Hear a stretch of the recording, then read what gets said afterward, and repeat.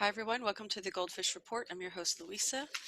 Today is Friday, March 29th, 2019, and this is our GoldFish Report number 345. This is our POTUS press briefs for March 28th and 29th for 2019, and we're going to get right to this. What we have is the president.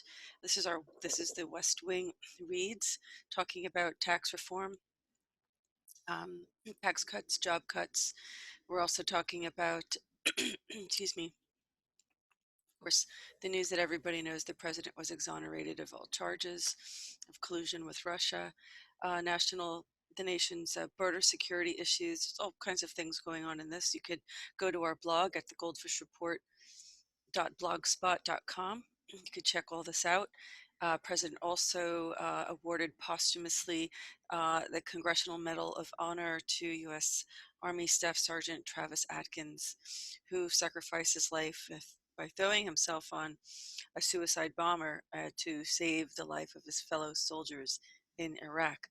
So it was very nice, and his family was there to honor that. It's a lot in the news, folks. Here we have a memo for the Secretary of State, the Secretary of Homeland Security, and this has to do with extension of deferred and forced departure for Liberians. Excuse me, it's very late at night now, and so my voice isn't that great. I'm not going to do much reading. You can go to the blog, take a look at this. This has to do with here, since March 1991, certain Liberian nationals and persons without nationality who last habitually resided in Liberia have been eligible for either temporary protected status or deferred enforced departure, allowing them to remain in the United States despite being otherwise removable. So that's an interesting issue to think many people might be interested in reading about much further. Okay, so I mean, look, all of these can go into a separate report and analysis, and it's just not going to happen tonight. It's not the purpose of these reports. Okay, so we have an executive order. Interesting, adjustments of certain rates of pay. This isn't the first time the president did this. So this has to do with certain levels. Let's see, Foreign Service Schedule, Schedules for Veterans Health Administration, Senior Executive Services. Oh, we know all about Senior Executive Services, don't we? Yeah, this is the pool from where the administration typically always gets their top policy advisors from. And sometimes it ends up working as a revolving door into government agencies and then back into private corporate entities. Like, let's say someone's the head of FDA, then they become the head of Merck or Bristol Myers Squibb or whatever, or Pfizer, whatever, and then they go back into government, and it's all through this SES. And this is, hopefully something that we're going to change. But there's a executive schedule here: vice president, justices, and judges. So there's all kinds of rates of pay adjustments. You can go here to the blog and check it out. Okay, the president is announcing that he's intending to appoint individuals to key administration posts, which we know he's been working on since he was elected. They've been blocked and he's been delayed for a long time. So here we have the president announces his intent to appoint the following individuals as members of the Federal Service Impasse panel. And you can see this right here. President's been very busy, folks, and same with the First Lady. She's been here. First Lady of the United States, Melania Trump, meeting between her and the First Lady of Bolivarian Republic of Venezuela, Fabiana Rosales. This is very controversial, of course, because this is Guaido's wife. So talking about bringing necessary relief to her people, Venezuelan people. So, and her husband, President Juan Guaido, as they work to return democracy to the Venezuelan people. Folks, I think there's a lot more to this than what we're being told. So you're going to have to watch our upcoming bullet points presentation on the president, the press, and the First Amendment. You're going to find that interesting because once you read that, then a lot of these things are going to be put into context, in a different context for you. So here, the first-hand look at the crisis next door, and this has to do with the opioid and the drug crisis, in our country, uh, to fentanyl, to opioids. The president has been very proactive, and the first lady very proactive, as you know, about um, stopping the spread of drugs, particularly through the southern border, and so forth. And of course, we have Toyota announcing as well here that there's a $13 billion investment in the United States, new manufacturing jobs in Alabama, West Virginia, Missouri, and Tennessee. And not forgetting that the president had, so this is a nice photo of the day, enjoying spring. And I can't wait to get back there, folks. Please donate to our Road to the White House on our website at thegoldfishreport.com so I can get back there and take pictures for you and do reporting that you're only going to get, through the eye of Q and at the White House, and which I would say was a little bit more circumspect. Okay. And I'm not saying that I'm Q. I'm just saying that if you're familiar with our POTUS reports, I do kind of look at the news in the context of Q as if through the eyes of Q, so to speak. And you do see the world events differently when you do that. Okay, so remarks by President Trump before departing on the South Lawn, and he talks a lot about the great, let me see, what day was this? Yeah, excuse me, talks about this investment in Toyota, the company, the manufacturing coming back. A lot of other comments he talk about, the Special Olympics funding. Um, what do you think about Facebook banning white nationalism? He said, I don't know. It's crazy. The whole Brexit thing's a very big deal, and people are really fighting. I'm telling you, they really want this get done. I've gotten some emails from people in Ireland. I'm very close to the UK, and they want it done. I'm tired of waiting. Okay, so you could go here and take a look at what all those comments were. President approves disaster declaration for the uh, Ka, I'm sorry, Kahila Band of Indians. And so you want to take a look at this. This is due to severe flooding and storms. I've seen these firsthand, these, flash floods that go through these desert areas in some cases, and there's just the soil just can't hold all that water. It's sometimes very, very difficult. Here we go. Okay, so we have press statements by the press secretary on the visit of President Moon Jae-in of the Republic of Korea and First Lady Kim Jong-suk. And so here you have some comments talking about the alliance between the Republic of Korea, and that's the linchpin of peace and security on the Korean Peninsula. So you could go there and take a look at this. We have statements of the United States regarding China talks. We know that here we have Treasury Secretary Steve Mnuchin and U.S. Trade Representative Robert Lighthizer meeting with Vice Premier Liu.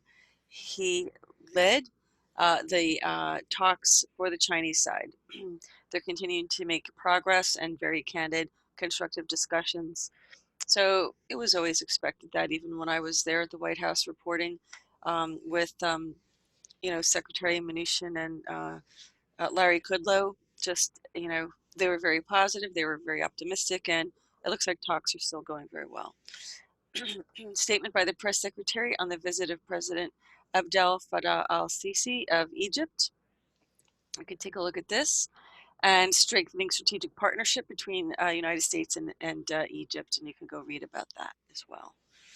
Okay, here the West Wing reads, collusion hall of shame. Absolutely. It's really, highlighting the folks, get ready because they're going to get to the bottom of who's responsible. And you know that we screen shared a document from MI6. It looks like MI6, British intelligence, okay? Saying that, of course, here it is. The Mueller report confirms that the Obama administration, without evidence, turned the surveillance powers of the federal government against the presidential campaign of the party out of power, which is Mr. Donald Trump.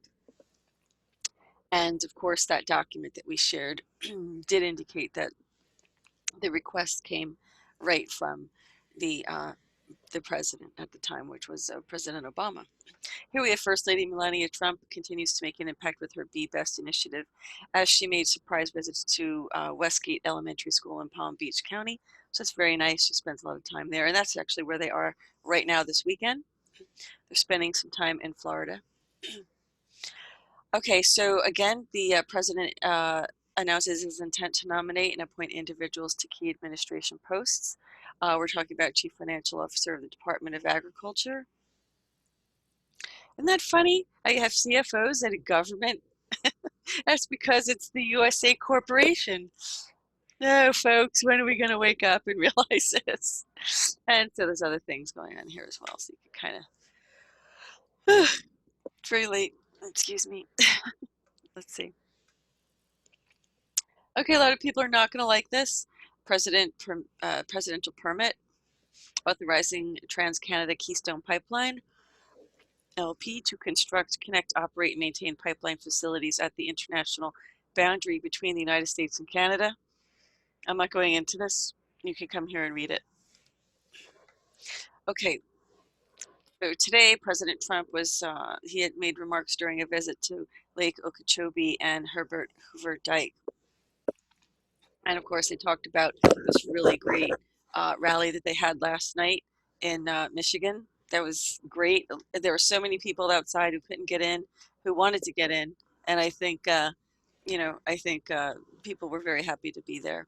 We have the Army Corps of Engineers, of course, who, have been working on construction there. So you'll take a look. You come to the blog and you take a look at that. Remarks by President Trump in meeting with Small Business Administration Administrator Linda McMahon. And you know that she's leaving. So she'll be going to, it looks like she'll be leaving and they'll be making a new nomination and appointment in very short distance. But it looks like she's going to be helping them in a very different way. It says right here, very important year and a half that we have coming up, and the re-election, as they call it. So looks like she's just being repurposed in another position here. Here we have quite a few proclamations that the president issued today. Proclamation by the president, National Sexual Assault Awareness and Prevention Month. And you could take a look at this. To care for victims of rural communities who may lack proximity to clinics and trained forensic examiners. You know, focused on eradicating sex trafficking, a form of sexual assault. And, the president has talked numerous times about the terrible experiences of women on the road to these, who are coming in the country illegally, and that they normally face sexual assault. So it's he's very, very much been supporting that. Here's another proclamation. Cancer Control Month, recognizing people who are battling cancer, many who are diagnosed. We really should be releasing the cures for cancer. It'd be nice if we could be more open about that. He did support legislation, right to try, that people could have the opportunity, have the right to try experimental treatments for cancer.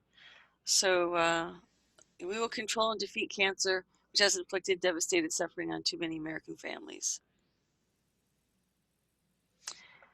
Yeah. Okay, I'm not going to get into that. Some of these are really hot button topics. Okay, so here we have another one, National Donate Life Month. This has to do with people who are organ donors, tissue donors, and recognizing that. And, you know, that there's 17,500 people waiting for bone marrow transplants alone. So this is a lot of people. And so he's trying to recognize the people who are suffering and waiting and those who have donated their organs to individuals who are waiting.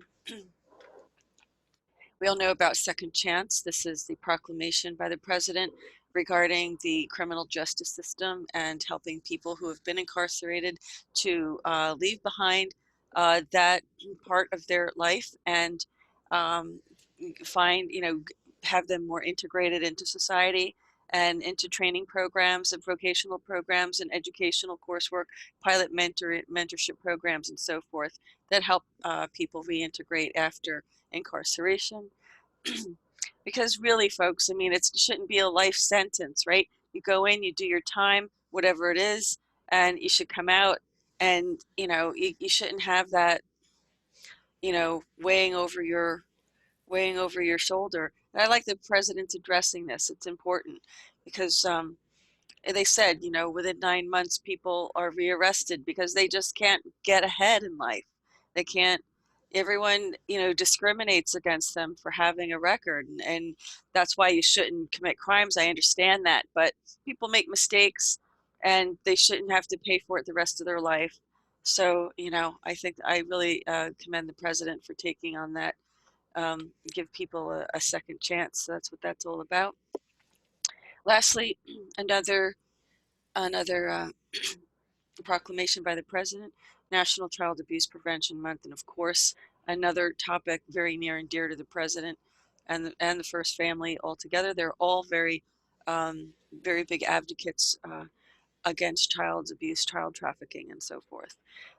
So this talks about this, and you'd think that they'd do something about the abuses of CPS and the kidnapping of children in the court system, the medical kidnapping and the abuses of, this is something I really want to see the president do something about.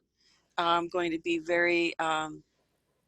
uh, very much an advocate in that area, but appropriately. I'm not going to be an advocate journalist like some people we know, but this is important. So it's good to bring awareness to these things and to really help support programs that can help combat that. So, folks, we're going to have a really interesting bullet points presentation coming up.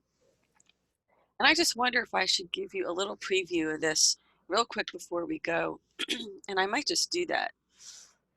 I might just do that because I'd like people to really understand what we're doing with these bullet point presentations. So I'm going to screen share a little bit of it for you, okay? This has to do with the president, the press, and the First Amendment. And this is the table of contents. We're going to be talking about the president and the First Amendment, the president and the press, close-up look at the First Amendment, congressional review of the First Amendment and its limitations, the Smith-Mundt Act, Operation Mockingbird, and false flag propaganda. So this is going to be a very interesting, very interesting bullet point presentation. You know that we do the first part on our BitChute and YouTube channel, and of course the second half of it is available on Vimeo for a small fee, and that helps to support the channel. We can't keep providing these services for you, so it's very minimal, folks, and we do hope that you share it and encourage others to enjoy that as well. So that's it for today. We'll be back probably Sunday night. I don't know, if the president's going to be doing very much over the weekend. I didn't really see much on his schedule for tomorrow, but the press pool is down there, of course, as you know. And if something does happen, we will bring it to you as well. So that's it for now, folks. Have a nice weekend. And we'll be back on Monday with another POTUS report, which can only be found on BitChute, the POTUS reports, or from our website, as you know, because they have to be uploaded unlisted. or Jim Fetzer is the only way to keep him on YouTube. So, all right, folks, thanks for watching, and hope you have all have a great weekend. And this concludes this edition of the Goldfish Report.